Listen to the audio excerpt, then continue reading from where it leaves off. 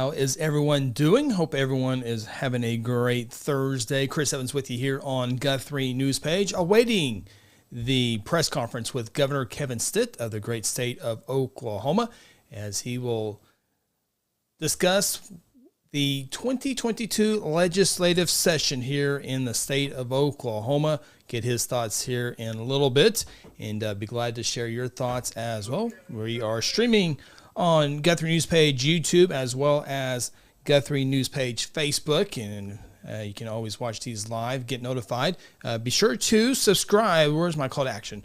Right there on YouTube. Go to Guthrie News Page and subscribe and like, and that's where you'll find all of our archived videos on Guthrie News Page. And it's a lot easier to find past videos on Guthrie News Page, whether it be football games or live events, council meetings, county commissioner meetings, any of those. It's a lot easier to find on YouTube, because once it goes on Facebook, there's going to be a million other posts after this. So I've always found it easier to find videos on YouTube, but that's why we do both Facebook and YouTube. So for everyone's different likes, but YouTube for video is my go-to. So, but whatever works for you, that works as well. Get my comments set here for Facebook. Go ahead and turn those on, and the governor should come on any second. Obviously, the big thing I'm sure he will discuss. Oh, I need my lower third. There we go. Discuss is, of course, all the abortion bills that were signed by the legislators and by the governor. The Bathroom Act, I think it's called Save Women's Sports Act in the law. I'm sure he'll discuss that. Driver's license, you can get your driver's license online, vehicle registration online, a little bit easier. So I'm sure those will be discussed as well on this legislative session. And I can tell you, with working with Brittany, with the Chamber of Commerce, we are working on a legislative session with our local legislators. Hope to have Representative Gary Mize, Representative Byford, and Senator Hall in a forum about a month from now, probably end of June somewhere, hopefully, will be our goal to have that as we get their thoughts as well. Jeff Taylor watching. Good to see you, Jeff. Always checking on the channel. Appreciate that. But, yeah, looking for a location to have that forum. And we were trying to have some earlier, but it's been a busy session. And when you try to get 3 legislators' schedules and a place to host it, it's just a tall challenge at times. So anyway, we will have that hopefully coming in June. Again, we are awaiting the governor. You afraid to see me here? Steph Fortney, never afraid. Okay, never afraid. That's not right. But entertaining at most times there, Steph. No, I'm not afraid to see you, Steph. Always glad to see you. I can control the comments, so that does help a little bit when I see you, Steph. But I don't think I've ever had to delete anything from you, Steph. So same thing for you, Michael. Obviously, Michael, not a Kevin Stitt fan, to say the least, and that's another thing coming up here. We are almost a month away from the June elections, June 28th, and Governor Stitt, and he'll be on the ballot in June up against some Republican in the primary, and then the Democrats have a primary for the governor. A bunch of statewide races coming up as well, has some local races as well. Looks like they are getting set up for Governor Stitt to come in. They always say 4 o'clock, or they say a certain time. It's several minutes after that. So I will continue here, waiting to get the go from the governor. I think he's real close. I think we're getting close where we can at least. I hear audio. I see the governor. And let's go to the governor of Oklahoma, Kevin Stitt. You guys always do that to me here. Is that going to mess you up, Channel 4? All right, good afternoon, everybody. I wanted to provide an update on this year's state budget. First off, I'll start with, there's some good policies in this budget. We've got something I'm really excited about is pay increases for our law enforcement. We will always back the blue in the state of Oklahoma. There's going to be some generational investments in economic development. We've got resources for our Attorney General to fight back against the Biden administration. But let me be clear, this budget was not an agreement. Agreement requires negotiation, requires consensus. Negotiations did not happen in this year's budget. I received, as the governor of the state of Oklahoma, the final budget for the first time on May 16th at 8:45 p.m., just hours after it was made public. I wasn't the only one left out. The people of Oklahoma were left in the dark. Over the last few days, I've been working nonstop with my team to go line by line in this budget. My guiding principle has always been and will always be do what's right for all 4 million Oklahomans, for the next generation, not the next election. I've determined that parts of this budget make sense for Oklahomans, like the pay raises for the law enforcement. That's going to go into law. But other parts, like special carve-outs that are the results of backroom deals between lobbyists and legislature, are not in our state's best interest. That's why I will line item veto Senate Bill 1052. It will require taxpayers to foot the bill for pay increases for private prisons, benefiting out-of-state private companies. There's also an unnecessary $360,000 expense for printing Attorney General opinions, which is no longer required by law, by the way. I'll line item veto that as well. And we went through it. We kept asking the question, how did this get in there? How did this get in there? It's long overdue, but we need to have a real conversation as leaders in this state and as an Oklahomans of how this budget process happens. Why is it happening behind closed doors? Why are only a select few in charge while the rest of us are expected to nod our heads and not even ask questions? We'll talk about more of that later. For now, I've determined that two parts of this budget fall short and do not deliver the real inflation relief that Oklahoma families need right now. Inflation today sits at 8.3%. It's at 40-year highs, 40-year highs. Take a look at these numbers beside me. Beef is up 14%. Chicken, over 16%. Milk is up nearly 15%. Eggs are up 22%. Families need real relief right now. That's what I intend to deliver for them. My inflation relief plan includes eliminating the state grocery tax and cutting personal income taxes for every single Oklahoman. This will save the average Oklahoma family $453 each and every year. I called for these two tax reforms during my State of the State back in February, at the very beginning, on the first day of this session. As I said then, Oklahoma is one of only 13 states that taxes groceries.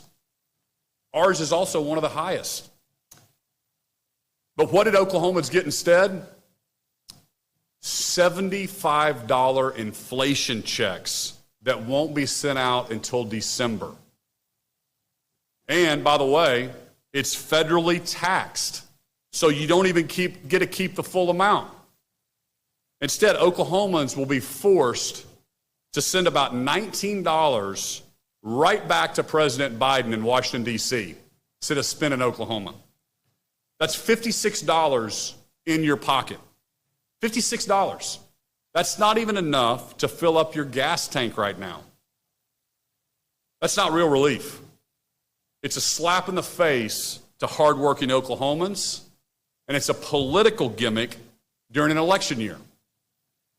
I never expected Republicans to take a page out of Joe Biden's liberal playbook and waste $181 million sending government checks out. Remember, this type of wasteful spending is what got us into this mess in the first place. Inflation is at 40-year highs. If the government continues to flood the economy with more money right now, it's only going to get worse. Investing in meaningful tax reform is the answer. This is economics 101.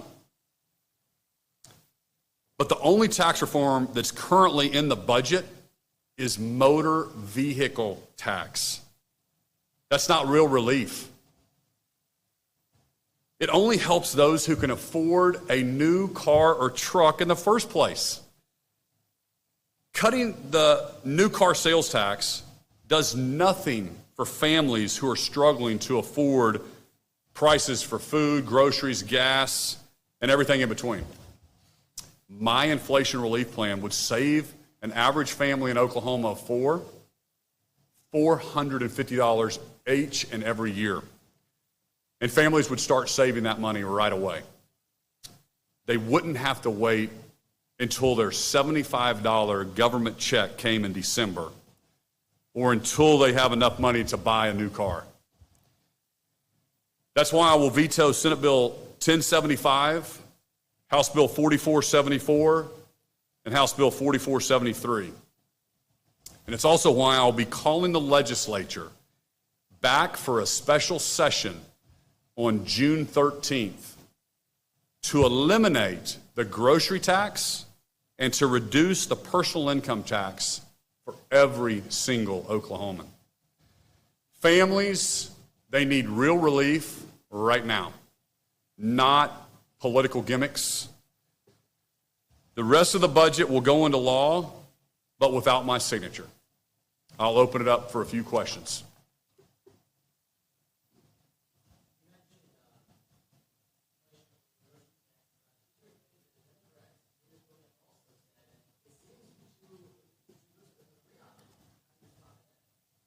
I mean, like I've said from the first day that I decided to run for office, let's leave politics to Washington, D.C. We're all Oklahomans. It doesn't matter if you're Republican or Democrat. Let's make our state top 10. So I applaud anybody, Democrats, Republicans. I know Oklahomans are with me. Oklahomans want real relief now. They don't want political gimmicks. So I applaud the Democrats. If they're on board with grocery tax elimination, let's go. They're all Oklahomans. Let's do it.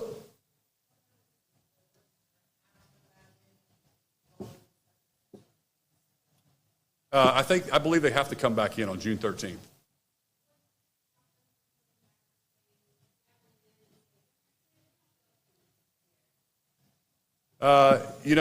If they gavel in and gavel out and don't do it, then Oklahomans will have to vote at the next election and vote people that are going to do the will of the people. But yeah, they can certainly do that. Hopefully they don't. We've got a lot of folks in the legislature, a lot of friends that want to do the right thing. There's a few people that maybe like these policies, but I think the majority of the people understand this, and that's why I encourage everybody to call their legislator and say we need real relief right now.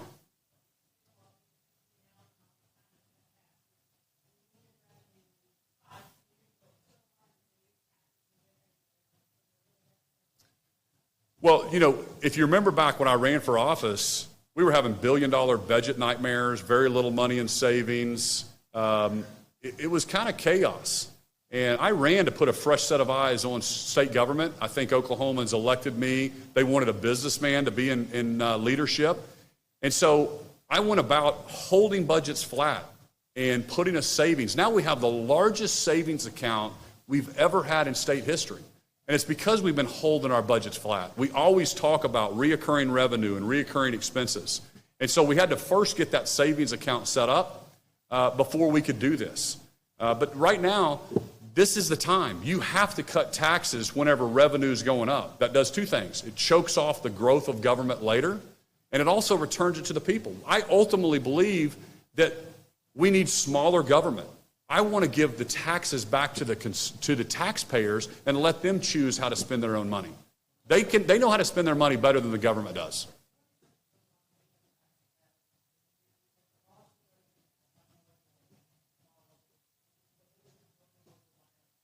Another quarter point. We'll just step into this. Representative LePack had a great bill this past year that would talk about eliminating it over time as revenue increases and as we modestly grow the expense side of the ledger. But a quarter of a point is something we did last year, and I'd love to get that done this year. We can absolutely afford it, and we need to get that done. It's $88 million. That quarter of a point the first year in fiscal year 23, and it'll be $220 million in fiscal year 24. It's for half of the year that first year. That's the estimate. We absolutely can do it. And Oklahomans need real relief right now.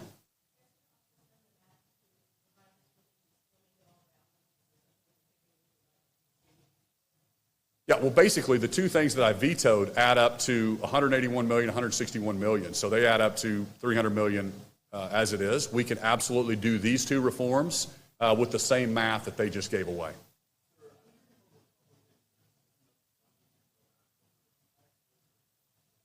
There absolutely is enough money to go around. We have the largest savings account in state history.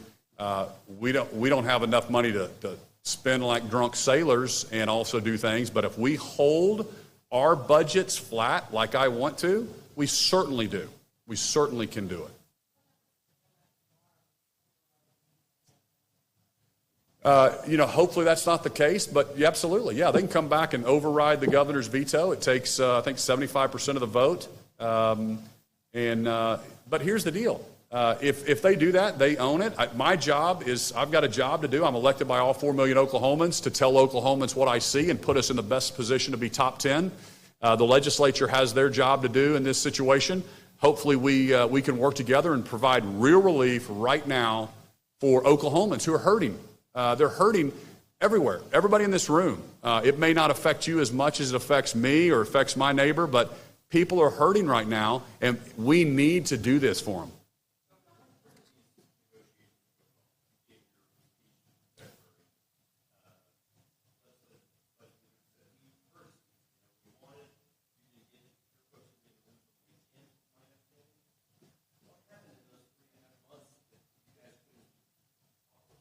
That's an interesting question. You'll have to ask them. I mean, I assigned Secretary Brian Bingman to that room to be the lead negotiator. Brian Bingman was a former pro tem of the Senate, one of the most respected men in Oklahoma. He's an unbelievable statesman, and he was simply kicked out of those meetings. I think ultimately I have been hammering flat budgets, don't spend more than you make, common sense things that every Oklahoman agree with.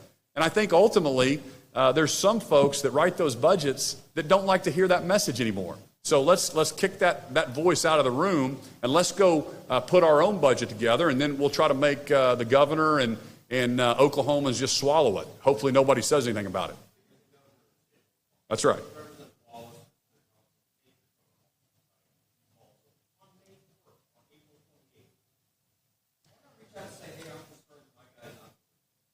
Oh, I have done that numerous times. I have breakfast with the Speaker and the Pro Tem every Tuesday. Every week I reminded them, we're out of the room, we're out of the room, we're out of the room, we're out of the room. Why are we not in these conversations? I also have COO Steve Harp, who runs OMES. He's in those rooms. Again, this is unlike it's been in my 4 years as governor to not be in these rooms. And I certainly did remind them. I didn't personally talk. Well, no, I did. I talked to personally both of them and said, hey, why are we not in these conversations? But mostly I deal with the Speaker and the Pro Tem. I'm sorry?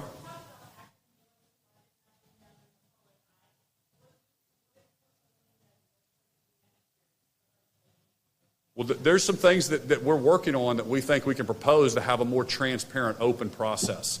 And again, I think there's a lot of House and Senate members as well that I talk to that feel as frustrated as I am or as Oklahomans are. They don't see this budget.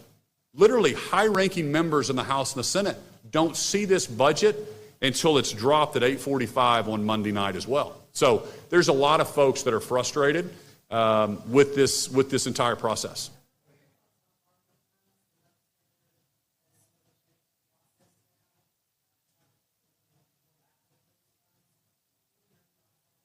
Hey, as long as it's a transparent process, I'm fine with it. My message, though, is don't let this be led by lobbyists. Don't let this led by special interest. But as long as it's a transparent process, and this is an opportunity for Oklahoma for a generational impact, okay? This is $1.8 billion that we get to strategically invest. My fear is that it's going to be spread like mayonnaise across the state of Oklahoma, and every single House and Senate member is going to get a little $500,000 project in their district, and that's not going to be strategic. And so my whole point is let's use this. Let's think about how we change Oklahoma and make Oklahoma a top 10 state. But hey, if they think they can do it better and it's not going to be influenced by special interest or one industry or one lobbyist group, then I'm all for letting those folks do it. And I'll obviously opine. I have to sign or veto all those things that come to my desk. But I signed their, I believe I signed, or I'm planning on signing their $250 million fund. The ARPA fund, the $900 million twice. It's I think it's two bills, 980 and 980. So we'll let that go into a special fund for the legislature, but it's got to be transparent and it cannot be special interest led.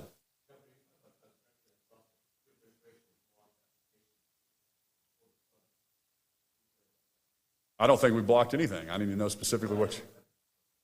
I'm sorry? I've denied open records requests. We haven't denied any open records requests. No, we haven't. Which one have we denied?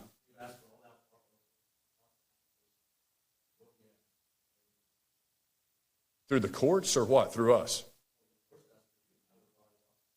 Okay. You're talking about like what people have actually sent in requests for? The $14 billion that people have requested? I'll check on it. I'm sure we'll make that public as soon as we're able to. I think there was probably a process to keep those. I don't know if there was NDAs when people were putting requests in before we made those public, but there was a website. We wanted transparency, so we gave every Oklahoman an opportunity to submit a request, whether it's a new nursing program or it's a new flood control program or new home building program. And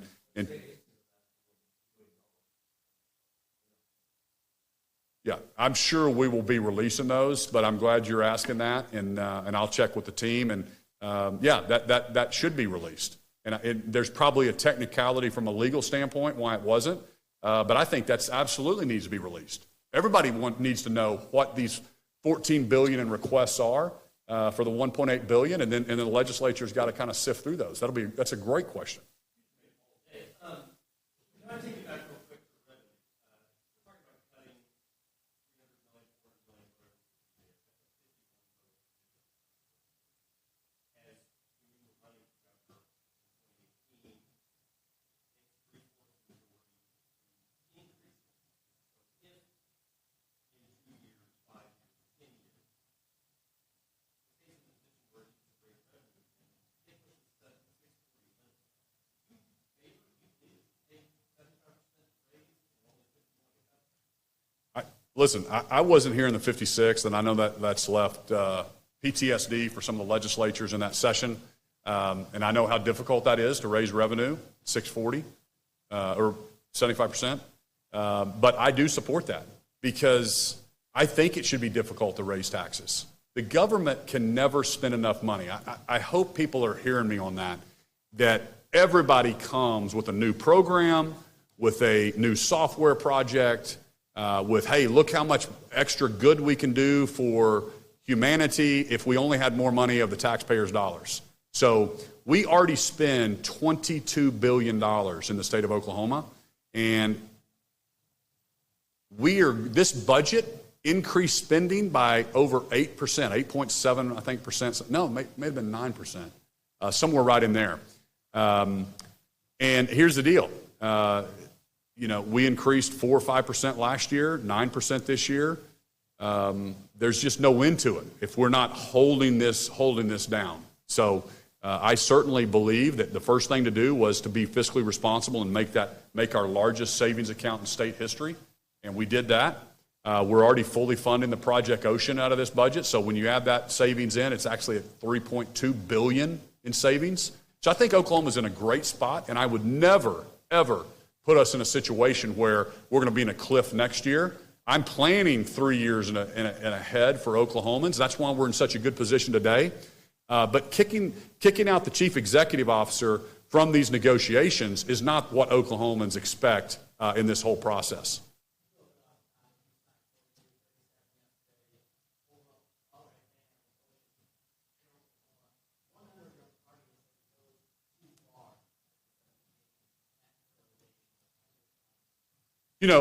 I said on the campaign trail that I would sign every piece of pro-life legislation that hit my desk. I'm fulfilling that promise. I don't know why anybody would expect me not to sign it. I've been super clear with that. I believe that we're going to protect life in Oklahoma. I recognize other states are going to do things differently. I represent all 4 million Oklahomans. I was very clear on the campaign trail. That's what I was going to do. I get interviewed by national media all the time. I don't know how much clearer we can be. We don't believe in abortion in Oklahoma. We don't want it in our state. And I was so happy to sign that to protect life. And at the same time, we can love the mother, we can love the child, we can put resources in to be the #1 state in adoption services. We're doing a tax credit this year for adoptive families to help relieve that extra burden of cost and encourage more adoptions. We're putting $3 million into the Department of Health to make sure that they have the resources they need to wrap around services for people that find themselves in a crisis pregnancy of some kind. So we believe we can love the mother and we can love the child in the state of Oklahoma.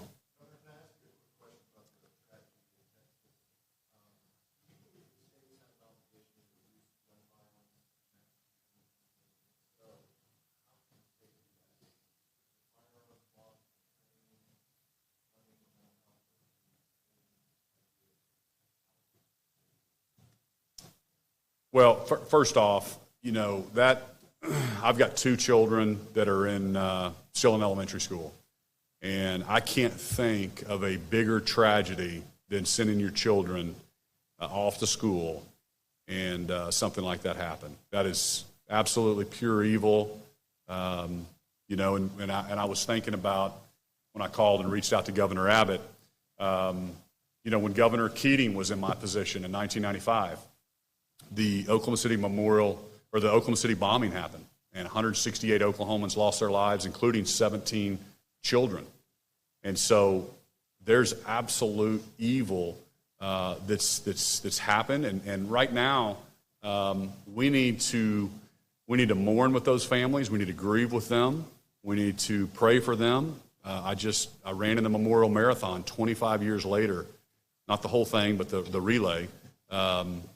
And people are still healing 25 years later. So now is not the time to talk politics or politicize that awful tragedy. It's really just to mourn with the families and grieve with them, and there'll be plenty of time to have those type of discussions later.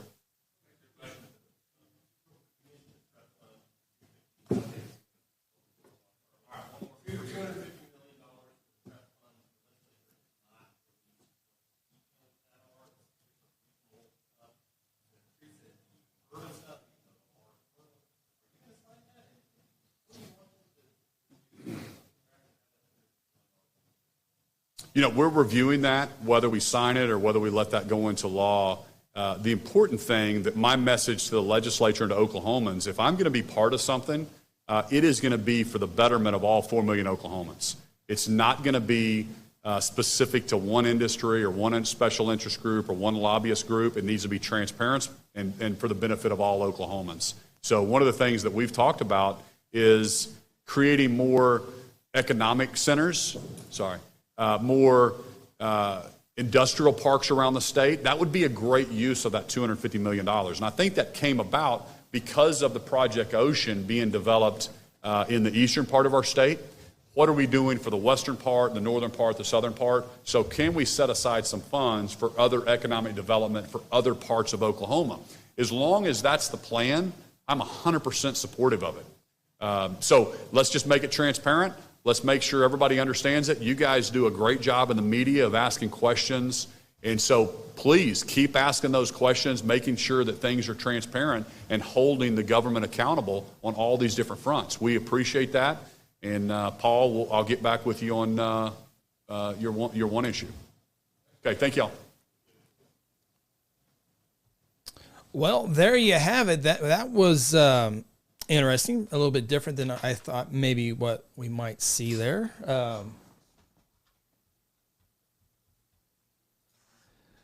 All right, so it sounded like he was going to talk about what happened this session. I guess he did a little bit on two topics, but it sounds like there's going to be a lot of talking points on this one. I wrote down a few notes, and I was just kind of blown by some of the things that the governor said there. But so it looks like the legislature already has one special session. It sounds like there's going to be a second session as the governor is calling the legislators back for a special session on June 13th. He came on talking about negotiations were in the dark. He said left in the dark on the proposed budget.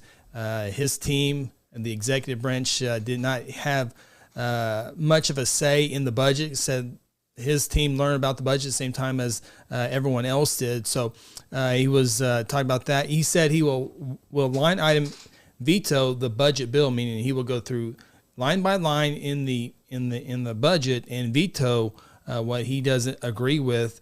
And the people who follow this really close, as far as the journalists that I see and follow, that they agree that the governor his team did not have a fair share or discussion on the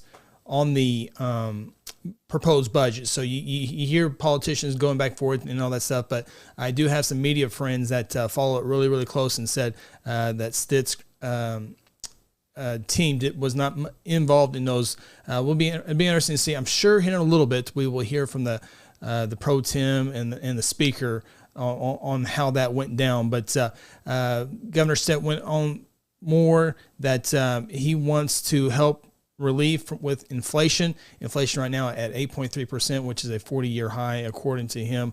Wants to eliminate the grocery tax, the state tax on the grocery tax. So right now, like in Guthrie, if you go grocery shopping in Guthrie, you pay 9% tax for your groceries. What the elimination of the grocery tax will do would eliminate 4.5% of the state tax. So you would still pay you would cut the state tax out of the grocery tax. So 4.5% off, which is what Democrats has been going for, which is what Governor Stitt has been asking for as well. And also wants to, the individual state income tax, wants to get rid of that as well. So those are the two things that he wants to add to that.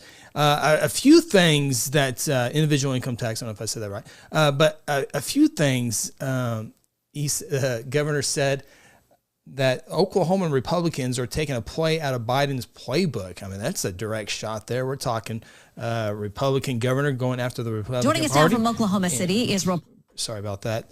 I thought that was interesting. And then he said they're spending money like drunk sailors. I thought that was interesting as well.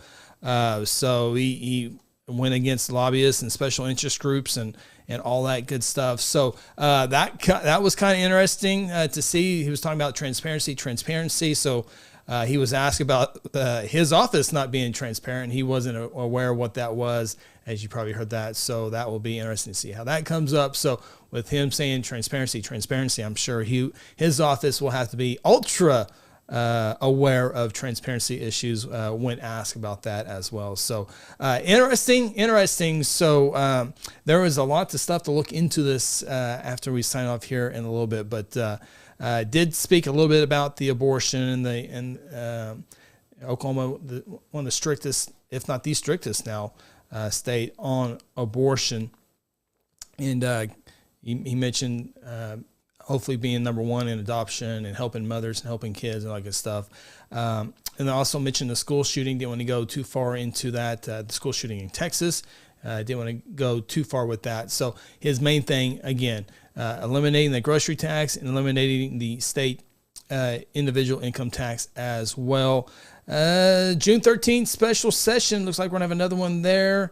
I think that's all my notes I have real quick. Anyway, that was interesting. I got to look up some few things, and we'll definitely be hearing more about this as Kevin Stitt, the governor of Oklahoma, calling for a special session. Legislature going back on June 13th. I think that's the second special session this year. So anyway, that has been the latest from the governor of Oklahoma. Appreciate everyone tuning in, and definitely more to come in the coming days. Have a great day. Enjoy your Thursday. Hey, the sun came out. The rain clouds are gone. The sun came out. 73 degrees. It's going to get a little bit warm, but it's time to get out there and mow those yards. So have a great week, and we'll talk to you next time.